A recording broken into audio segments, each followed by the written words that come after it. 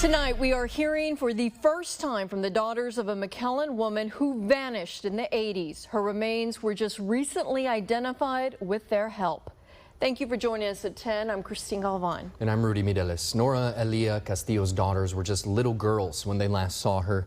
Now they're adults, and thanks to advances in DNA technology, they recently helped authorities in Colorado put a name on their mother's remains. Here's Christian Von Pricing with their story. Baca County, Colorado, population just over 3,000. In this rural county, there's been a question for 35 years after a body was discovered on a farm. Her name is Nora Elia Rojas Castillo. That match is now clear. My mother is from McAllen, Texas. We spoke to Castillo's daughters. Crystal Castillo was 3 when she last saw her mom. Her sister was 6. All this came out of absolutely nowhere, and it's a lot. It's a lot.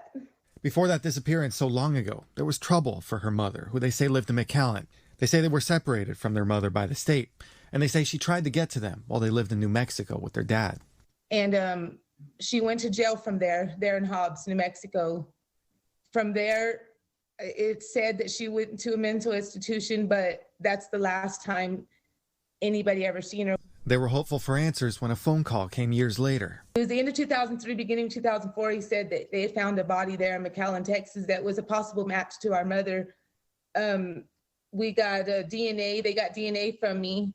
But it wasn't a match. The DNA submitted remained on file. That match was finally made this year. And there's still questions about why the match took so long when both Castillo's body and her daughter's DNA samples were both filed. We've reached out to the Baca County Sheriff to learn more. I always knew, I think in my heart, that she's been gone. Now these two sisters living in different places outside of Texas are connecting in a place they never knew before. We were fortunately able to go visit the gravesite our mother was at, and as well as the field that her remains were found in by Paul Brinkley. And that was crazy.